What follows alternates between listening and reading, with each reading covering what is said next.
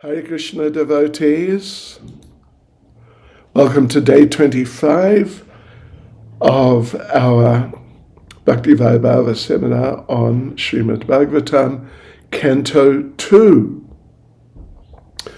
We're in chapter 8, and yes, it's very interesting. These are questions from Parikshit, and where we are now, we're beginning with verse 12. He's really asking some pretty deep questions. So, all right, let's get into it. First of all, our prayers. Nama Om Vishnupadaya Krishna Prestaya Bhutale Shrimati Bhakti Vedanta Swaminiti Namane Namaste Saraswati Deve Gauravani Pracharane Niravishesha Shunyavadi Pastyachyadeshatarne Sri Krishna Chaitanya Prabhupada Sri Advaita Gadadhar Shivasadi Gaura Bhaktivinoda Hare Krishna Krishna Krishna Hare Hare Hare Rama Rama Rama Hare Hare Vanchkalpatarubhyascha Kripa Sindhubhya Evacha Patitanam Pavanebhyo Vaishnavebhyo Namo Namaha Srila Prabhupada Ki Jai. Yes. So, okay, here we are now. Chapter 8, verse 12. Translation. And this is Maharaj Parikshit, as we mentioned, asking further questions. Also, please explain the duration of time between creation and annihilation, and that of other subsidiary creations, as well as the nature of time indicated by the sound of past, present, and future. That's interesting, the sound of past, present, and future. Also, please explain the duration and measurement of life of the different living beings known as the demigods, the human beings, etc., in different planets of the universe. So there's just a one-sentence purport. Let me just read it. Past, present, and future are different features of time to indicate the duration of life for the universe and all its paraphernalia, including the different living beings in different planets. So, verse 13, translation, and there's no purport. O purest of the Brahmins, please also explain the cause of the different durations of time, both short and long, as well as the beginning of time, following the course of action.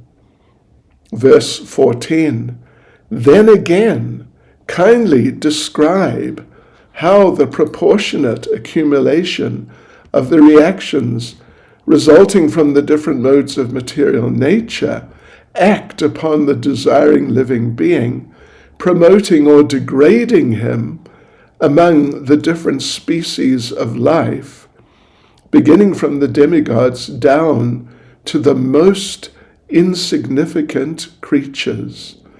So there's a quite extensive purport here to this after a couple of verses with either extremely short or no purport. So let's have a look at the purport, first paragraph. So the actions and reactions, either on a big or a small scale, accumulate and manifest in the same proportion. Yes, in terms of how they were created.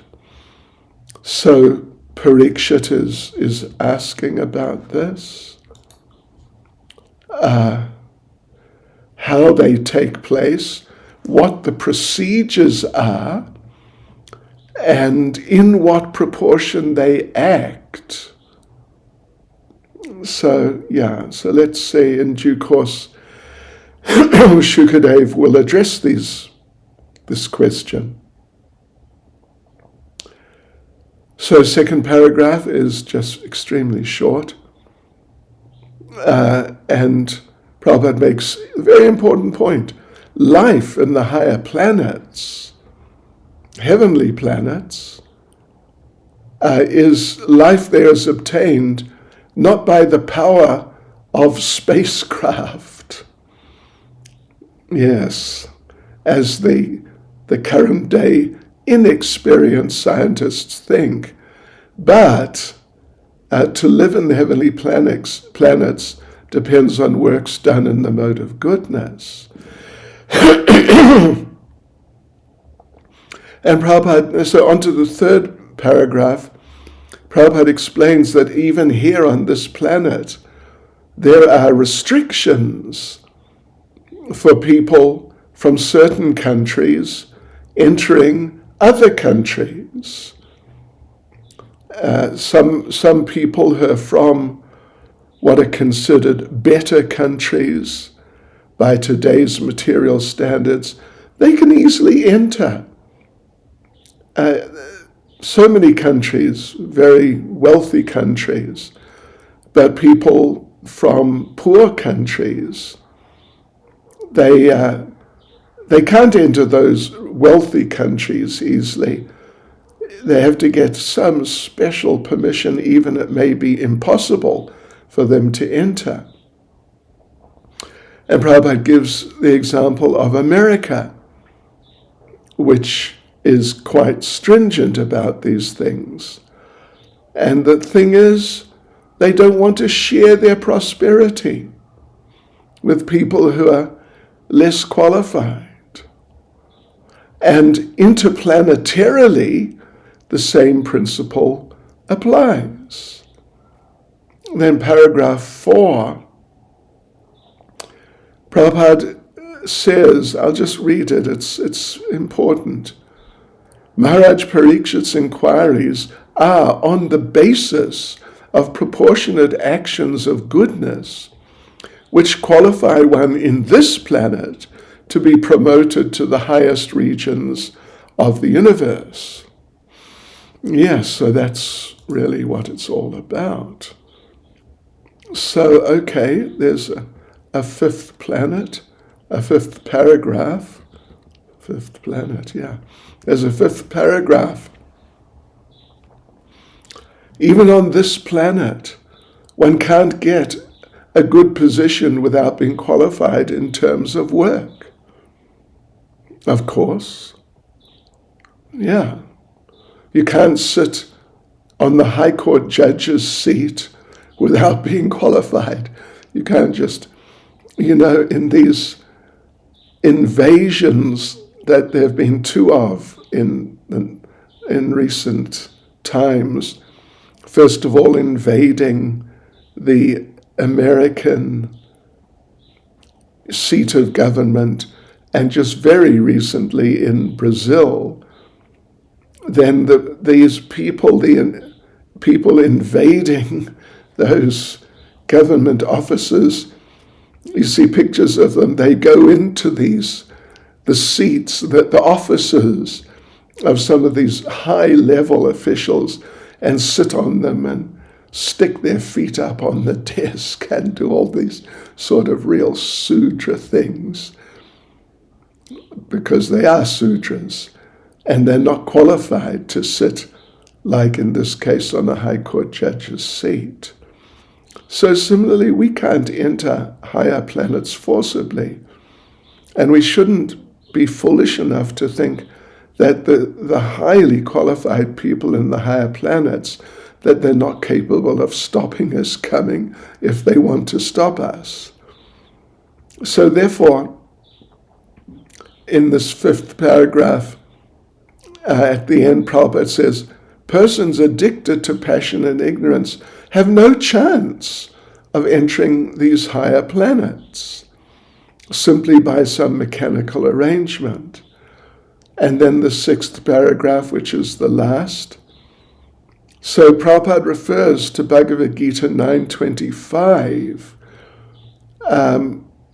in which Lord Krishna speaks about different people who are going to be born in different places. Yes, higher planets, lower planets, even amongst ghostly beings. Whereas Krishna says, and my devotees will live with me, will go to his transcendental planet. So, let me just read this one sentence here. The various actions and reactions of work in the mode of goodness are generally known as pious work with devotional service, culture of knowledge with devotional service, mystic powers with devotional service, and at last, devotional service unmixed with any other varieties of goodness. So different forms of activities in the mode of goodness, ultimately coming to the point of pure devotional service. And so this unmixed, this pure devotional service is transcendental and is called para Bhakti.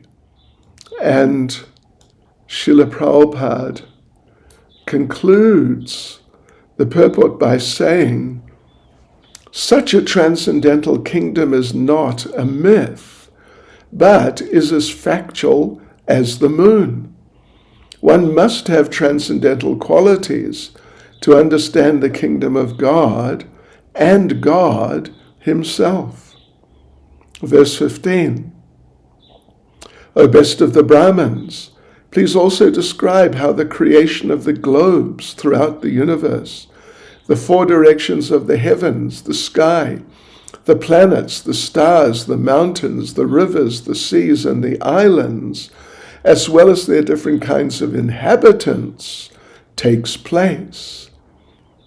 Yes, how the creation of all these different things and even inhabitants, how that takes place. Okay, so let's have a look at the purport here. And first point Prabhupada makes is that the inhabitants of different places, even just here, are not equal in all respects. The inhabitants of the land are different from those who inhabit the water or even inhabit the sky. And so similarly, the same principle applies with inhabitants of different planets and stars. And Prabhupada makes a very important point that within the universe, no place is vacant by the laws of the Lord, but the inhabitants differ. People in the jungles and people in the deserts are different according to different modes, and this is not happening blindly. There's a great plan going on behind all these happenings. So Srila Prabhupada concludes the purport by saying, Maharaj Parikshit requests the great sage Shukadev Goswami to explain all these authoritatively in accordance with proper understanding.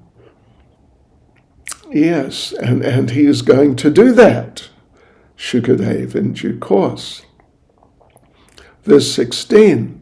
Also, please describe the inner and outer space of the universe by specific divisions, as well as the character and activities of the great souls, and also the characteristics of the different classifications of the castes and orders of social life. So in the purport, Srila Prabhupada begins by saying, anyway, this is what he says. Maharaj Parikshit is a typical devotee. Yeah, okay. He's definitely a devotee, but he's a very special devotee. Anyway, as a typical devotee, because typical devotees are interested in these things. So he wants to know the significance of the Lord's creation. And this is fitting for a real searcher of knowledge. And Prabhupada makes the point, it's a very good point. Those who think that devotees are just sentimentalists, emotional people with no real brains, they should take note of the inquiries of Maharaj Parikshit, because they're very deep. And Prabhupada concludes the paragraph by saying, the modern scientist is unable to know about the inner space of the universal horizon, and what to speak of the space which covers the universe. So, second paragraph, there are 3 paragraphs here. Second paragraph, Maharaj Parikshit is not satisfied with just material knowledge. And this is, when we talk about typical devotees, that's very much a sign of a real typical devotee. So he wants to know about the complete significance of the creation. He wants to know about the devotees, the glories of the Lord, and the glories of the devotees.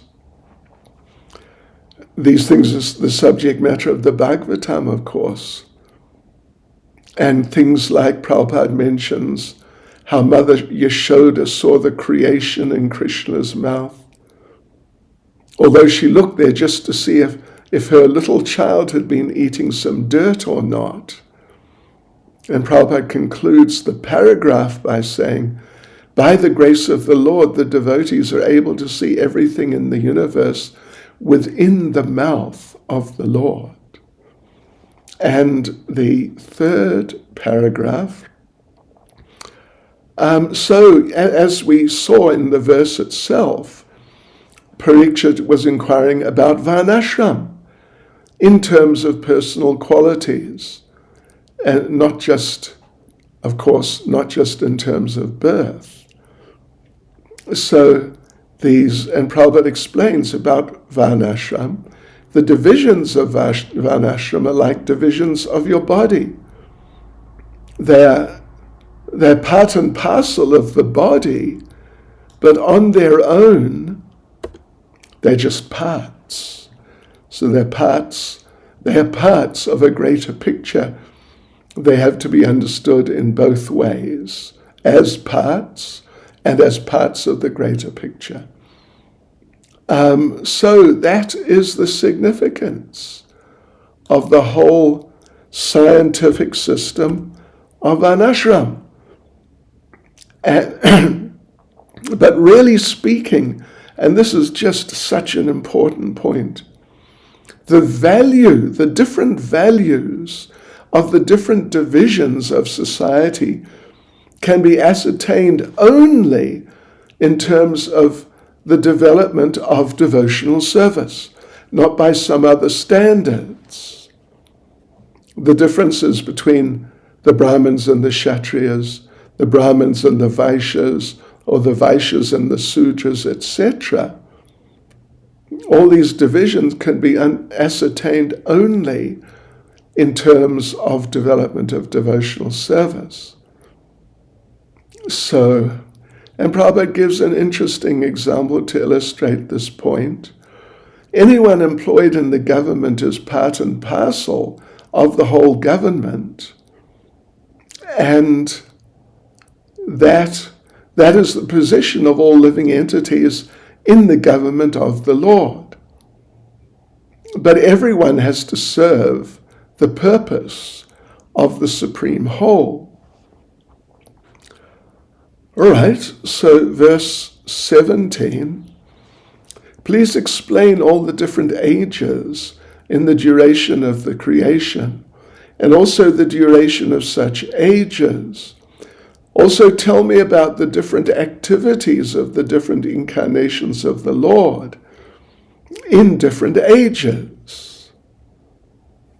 this is all going to be some of these things are going to be described in detail in the third canto.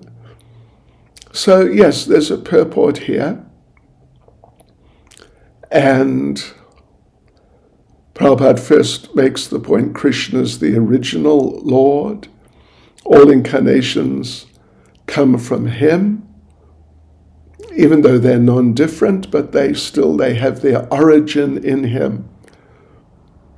And Parikshit wants to know about the activities of these avatars, and specifically so that the activities of the avatars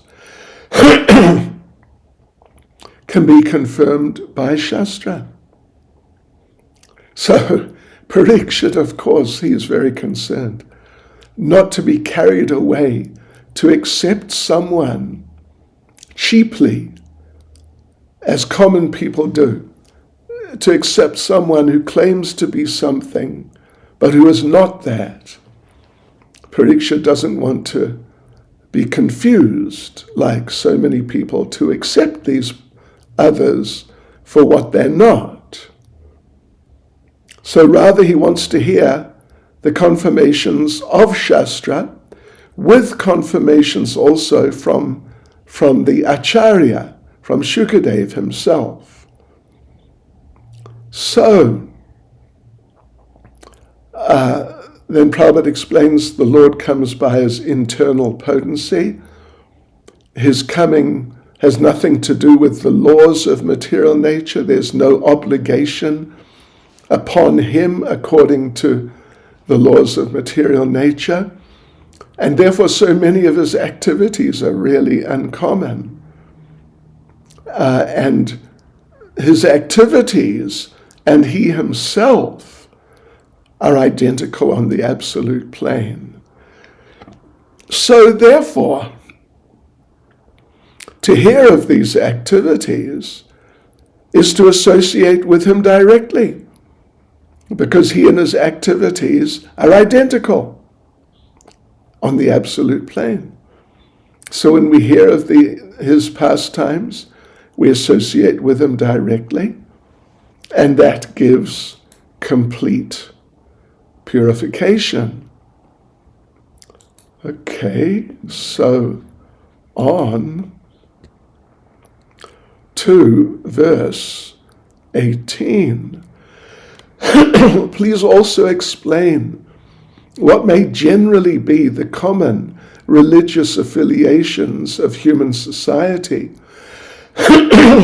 as well as their specific occupational duties in religion, the classification of the social orders, as well as the administrative royal orders, and the religious principles for one who may be in distress.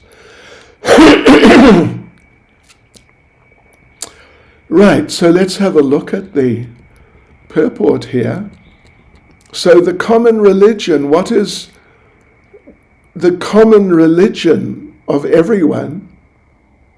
First thing Parikshit asked about in the verse is devotional service, even for the animals. And the best example there is Hanuman, Prabhupada explains. And even in human society, but really on the margins, the borderlines of what is human and what is not really, like cannibals, aboriginals, they can do devotional service if they get guidance from a devotee. Certainly they can. And yeah, I know of some such, particularly aboriginals. There's some very nice aboriginal devotees from aboriginal backgrounds. And then Prabhupada mentions how the Skanda Purana talks of the hunter who became a great devotee by the guidance of Narada. Yes. So devotional service. Prabhupada says, therefore devotional service to the Lord can be equally shared by every living being. So in the second paragraph, Prabhupada makes the point that religious affiliations in terms of different countries or cultural circumstances, historical circumstances, are obviously not the common religion of all. Yes, rather the basic principle is devotional service. And anyway, Prabhupada makes an interesting point. Even if a particular type of religious principle doesn't recognize the supremacy of the Lord, still the followers have to obey their leader. Well, yes, anyway, okay. But Prabhupada makes the point, such a leader of a religious sect is never the supreme leader, because such a circumstantial leader comes to the position of leadership after undergoing some penance. Okay, and Prabhupada concludes the paragraph by saying that the Supreme Personality of Godhead does not, however, require to be under disciplinary action to become a leader, as we see in the activities of Lord Krishna. Yes, rather, he is always the leader. And the third paragraph, Varnashram duties regarding livelihood, they also depend on devotional service. People may not recognize that. The Varnashram duties are not just because of the background of the family, the occupational background of the family. They also depend on devotional service. And in Bhagavad Gita, Krishna says someone can reach perfection of life simply by offering the results of their occupational duties to the Lord. But anyway, people following devotional service are never put into difficulty. So there is no question of apadharma, what the verse referred to as apadharma, religion in distress. So Prabhupada then concludes the purport by saying, as will be explained in this book by the greatest authority, Srila Shukadev Goswami, there is no religion save and except the devotional service of the Lord, though this may be presented in different forms. Okay, so we move on to verse 19, which has no purport, so then we'll go straight on to 20. Kindly explain all about the elementary principles of creation. The number of such elementary principles, their causes and their development, and also the process of devotional service and the method of mystic powers. 20. What are the opulences of the great mystics, and what is their ultimate realization? How does the perfect mystic become detached from the subtle astral body, means the subtle body? What is the basic knowledge of the Vedic literatures, including the branches of history and the supplementary Puranas? Well, there's quite a lot there. So Prabhupada begins by explaining that the Yogeshwar, or the master of mystic powers, can exhibit 8 perfections. And he mentions a few, not all of them actually. 5 of them? Becoming smaller than the atom, becoming lighter than a feather, getting anything and everything he desires, going anywhere and everywhere he likes, even creating a planet in the sky, etc. There are 8 of them, those are 5.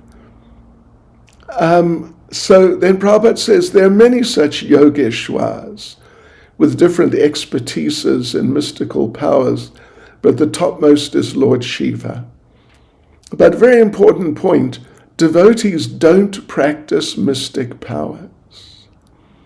But still they can defeat a great yogeshwar. And of course, note that this term yogeshwar in this context does not mean the Supreme Lord, but some mystical yogi. Yeah. So the devotees can defeat mystical yogis. And Prabhupada gives the example of Ambarish defeating Devasa Muni. And similarly, Draupadi. She was protected by the Lord who took the form of an unlimited sari, but she knew nothing about mystical powers. So therefore, ultimately, devotees are also yogeshwars by the power of the Lord, just as a child is powerful by the strength of his parents.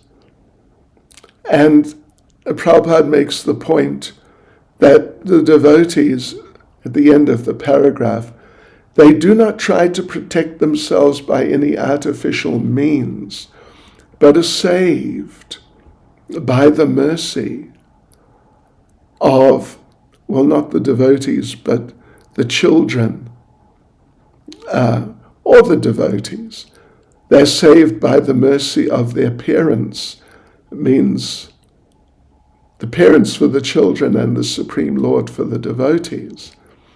And the second paragraph, Parikshit has inquired about the destination of such mystics.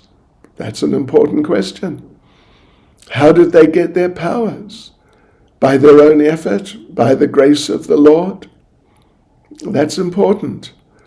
He also asked about their detachment from the gross and subtle bodies. That's also an interesting point. Also about the purports of Vedic knowledge. So Srila Prabhupada concludes the purport by saying, as stated in Bhagavad Gita 15:15, the whole purport of all the Vedas is to know the Supreme Personality of Godhead and thus become a transcendental loving servant of the Lord. And verse 21, please explain unto me how the living beings are generated, how they are maintained, and how they are annihilated. Tell me also of the advantages and disadvantages of discharging devotional service unto the Lord. Oh, these are such questions, amazing. What are the Vedic rituals and injunctions of the supplementary Vedic rites? And what are the procedures of religion, economic development, and sense satisfaction? That's interesting. He doesn't ask what are the procedures of liberation, just religion, economic development, and sense satisfaction.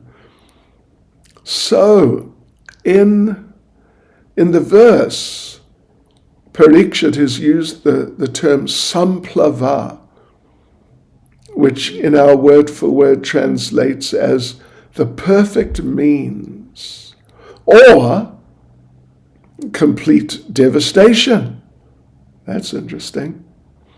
So, Prabhupada explains, samplava in the sense of perfect means is employed to denote the discharging of devotional service. And prati samblava means just the opposite, or that which destroys the progress of devotional service.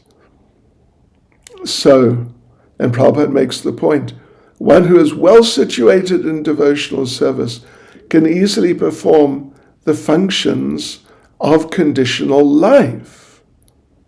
Yes. Living conditional life is like taking a boat through the ocean anytime there's a chance of drowning. But if the atmosphere is good, then you can ply through the ocean. The term ply is usually used. You can ply easily, but if adverse conditions are there, you can drown. You really can in the ocean. And no one can control the ocean, no matter how expert they are. And if you've had experience with the ocean, I've had a lot of experience, really a lot of experience with the ocean. And I tell you what, you got to be very careful in dealing with the ocean. You really got to be careful. So, okay, but we can ply over the ocean of material existence easily by the grace of the Lord, without any fear of storms or challenges, problems. It all depends on the will of the Lord. But if you're in conditional life, no one can help you if there's some danger. Rather, the Lord gives special attention to his devotees in their activities within material life. Therefore, we should take shelter of the Lord and be pure devotees by all means. Right, and then the second paragraph, one should learn from the spiritual master the advantages of doing devotional service and disadvantages. And Prabhupada gives some examples of disadvantages. It's more like disadvantages within, which may occur while you're doing devotional service. So, referring to Bhakti Rasamrita Sindhu, Prabhupada notes, we shouldn't eat more than required. Vegetables, milk are enough. We don't need more just for sense gratification. We shouldn't just accumulate money. We should earn very honestly and easily. Better to be an honest coolie than a big man by criminal means. And there's no harm in becoming the richest man in the world by honest means. But we shouldn't sacrifice honesty to accumulate wealth. This is harmful to our devotional service. And we shouldn't talk nonsense. We should earn the favor of the Lord by glorifying him in his creation. We shouldn't decry the creation as if it's false, because it's not. We take so many things from it to use in devotional service. So how can it be false? So these are all like disadvantages, you could say, or things which can become problematic if we allow them to occur within our devotional service. So having said all that, how can we think the Lord is formless? How can a person be formless if they have intelligence and consciousness? And Prabhupada concludes the paragraph by stating, so there are many things for a pure devotee to learn, and he should learn them perfectly from a bona fide personality like Shukadev Goswami. All right. So now the third paragraph. This is really a major purport, actually. So, Prabhupada talks about favorable conditions, or the favorable conditions for discharging devotional service are that one should be very enthusiastic in serving the Lord. And Prabhupada makes the point that Lord Chaitanya wanted Krishna consciousness preached all over the world. So this is a natural duty for a pure devotee to preach, to do this all over the world as much as possible. And so therefore every devotee should be enthusiastic, Prabhupada says, both for sadhana, the daily rituals of devotional service, plus in preaching. And if one is trying to preach, but one is not so successful, one shouldn't be deterred. Success or failure has no meaning to the devotee. Rather, the devotee should understand that Krishna may want us to become humble, for example, if there's some failure, rather than think that we have some expertise and like we're the doers. And in general, Prabhupada says preaching devotional service is like declaring war against materialistic life. There's so many types of materialists. They're all against the Lord. So they would like to say they're God, but actually they're always dependent on Him. So therefore the devotees must be very careful not to associate with these gangs of atheists, and particularly the neophyte devotees must really be careful not to associate with these gangs of atheists and agnostics, which is ultimately the same thing. And rather the devotee must stick to serving under the Guru and not just do formalities. And we must learn to be satisfied with whatever comes by the will of the Lord. That, Prabhupada says, that should be the principle, he says, of a devotional life. Yes. And all of these things can be learned from the spiritual master. So then Prabhupada continues that Parikshit asked about the creation, maintenance, and destruction of the material world, the Vedic rituals and pious activities as described in supplementary literatures, Vedic literatures, like Puranas, Mahabharata.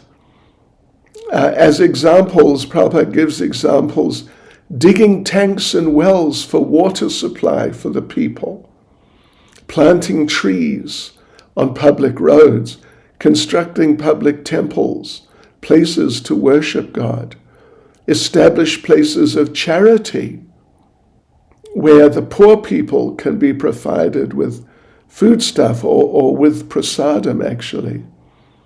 And in the verse itself, these types of activities are called purta. These types, like planting trees and the public pious activities, which may not be totally Krishna conscious. Yeah. And there's a fifth paragraph, let me just read it, it's extremely short. Similarly, the process of fulfilling the natural desires for sense gratification was also inquired about by the king for the benefit of all concerned.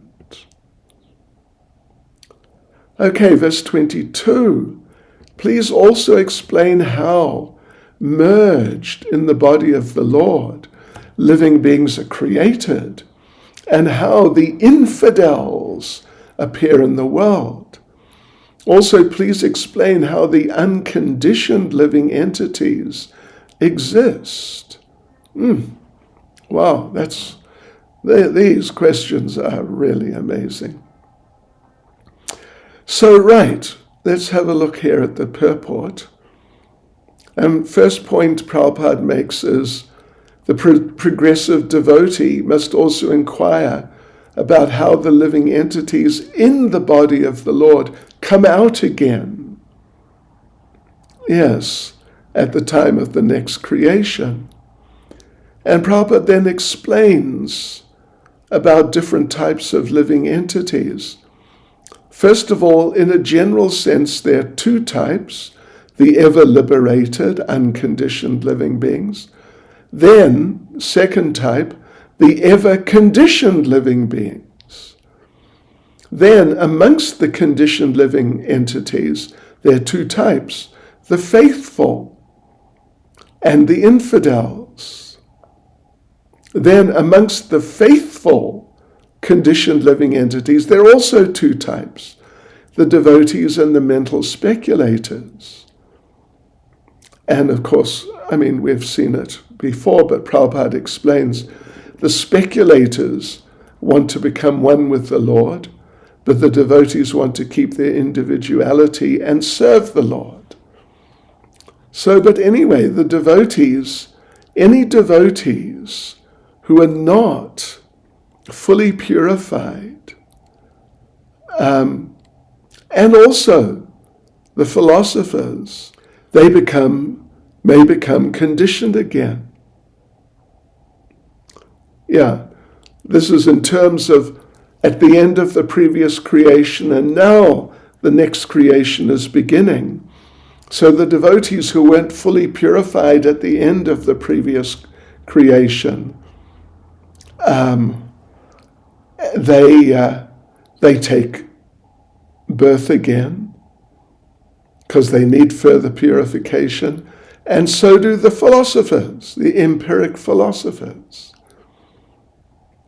And they then become liberated. They become liberated in due course in that next life by further devotional service. So Prabhupada concludes the purport by saying, Maharaj Parikshit asked all these questions from the bona fide spiritual master in order to become fully equipped in the science of God. Okay, so verse 23. The independent personality of Godhead enjoys his pastimes by his internal potency, and at the time of annihilation gives them up to the external energy, and he remains a witness to it all. So Prabhupada makes important first point: Krishna is the only independent person. Prabhupada says he enjoys his pastimes by creation as he desires and gives them up to the external energy at the time of annihilation. And Prabhupada gives examples. He kills Putana by his internal potency only, while playing on the lap of Mother Yashoda. And then when he wants to leave this world, he creates the pastime of killing his own family. But he remains unaffected by that. So like this, he is a witness of everything that's happening, but has nothing to do with anything. He's independent in every respect. And Prabhupada concludes the purport, Maharaj Parikshit desired to know more perfectly, for a pure devotee ought to know well. That's nice. That's very important.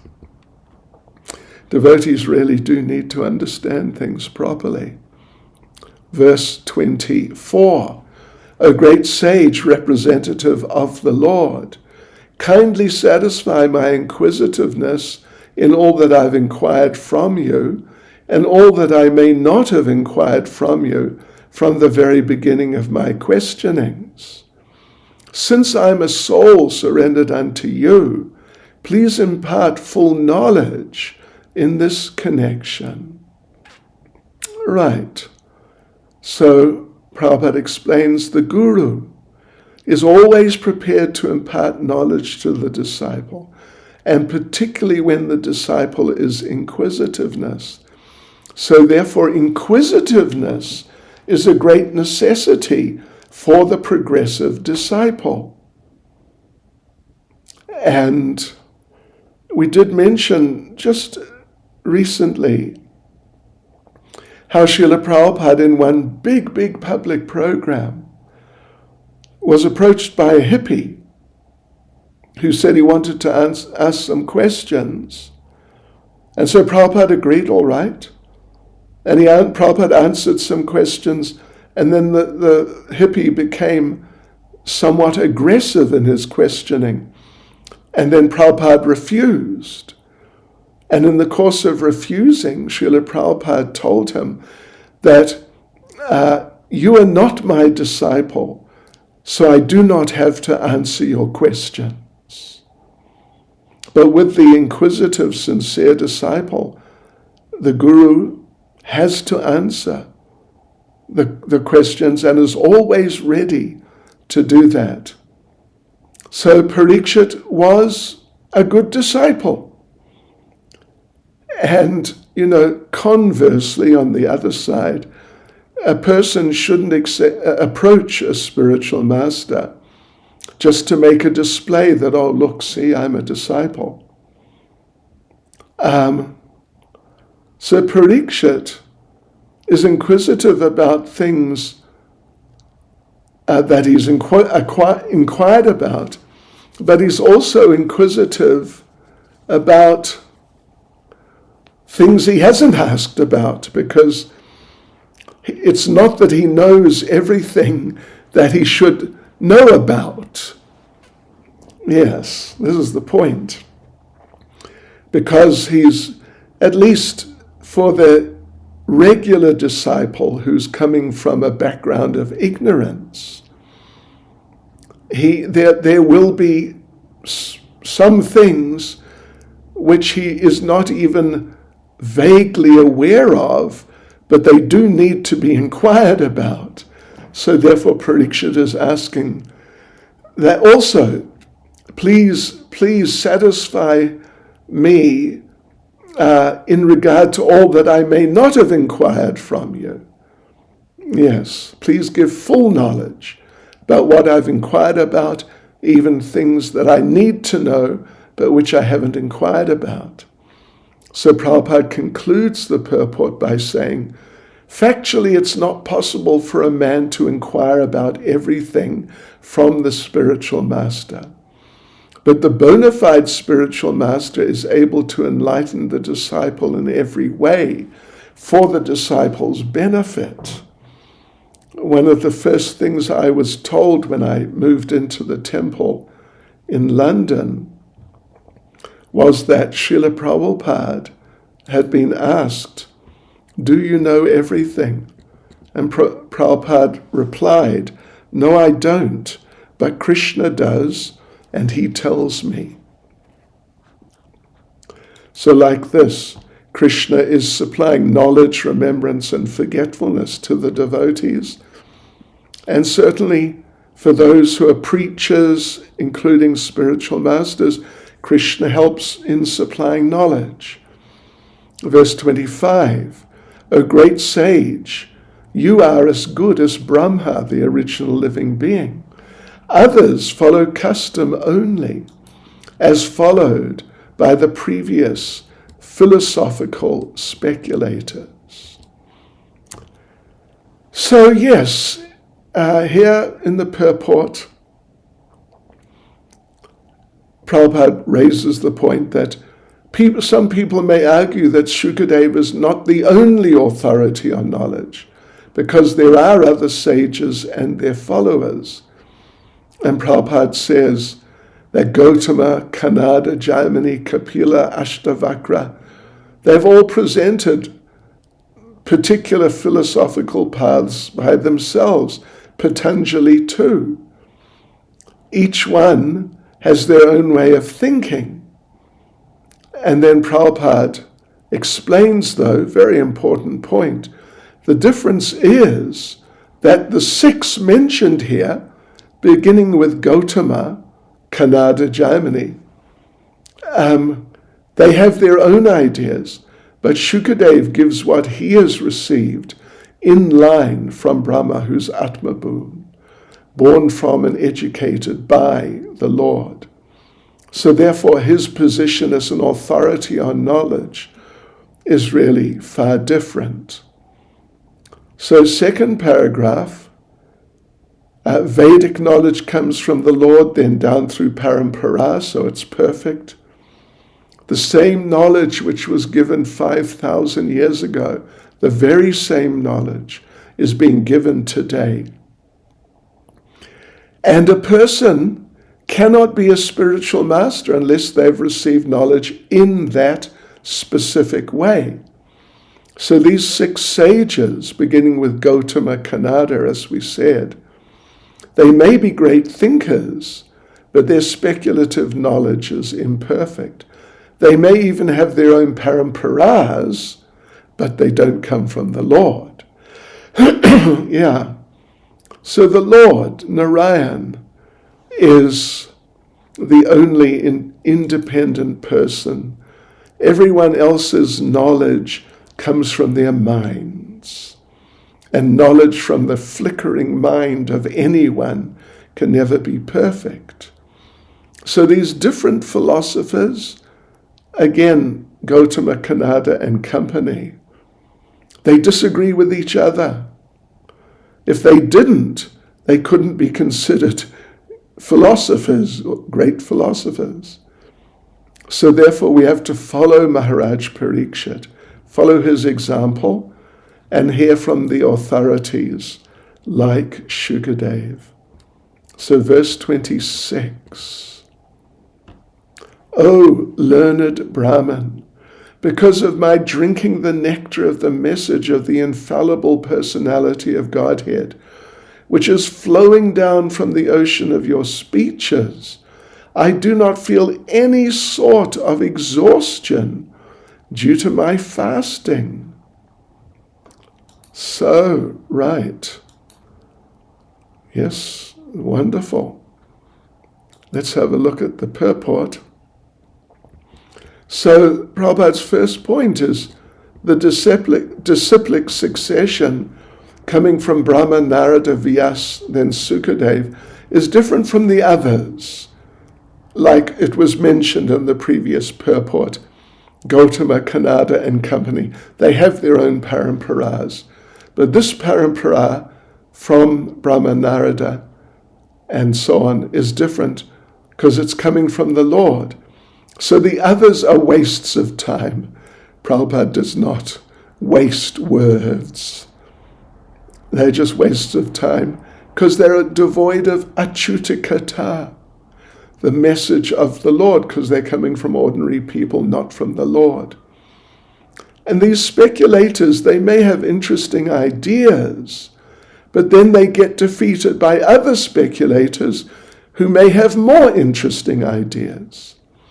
So Parikshit was not interested in speculations from people's fickle minds. He wanted topics of the Lord, authoritative, which is so nice that already he wasn't feeling any tiredness, even though he was going to be fasting for days. So then the next paragraph, if you hear from speculators, it'll be temporary, and because one will become exhausted, and you won't really be satisfied. But if you're hearing the message of the Lord, especially from someone like Shukadev or their representative, it'll never be tiring. And then third paragraph, some editions of the Bhagavatam have a different last line to this verse, which reads, Anyatra kupitad dvijat, meaning the king might be overwhelmed by the thought of his imminent death by snakebite. Yeah. Snake is also known as twice born, and its anger is compared to the cursing of Shringi, the Brahmin boy, who had no good intelligence, and snakes have no good intelligence. So, but in this case, Parikshit was not afraid of death, just absorbed in hearing the message of the Lord. He wasn't afraid of death because he was absorbed in hearing the message of the Lord. So Prabhupada concludes the purport by saying, one who's fully absorbed in Achyuta Katha can never be afraid of anything in this world. So there is the last section actually, but it would take a few minutes to go through, so let's save it. We'll save it for tomorrow. It's just 3 verses. And then we'll go into chapter 9 tomorrow. Srila Prabhupada Ki Jai.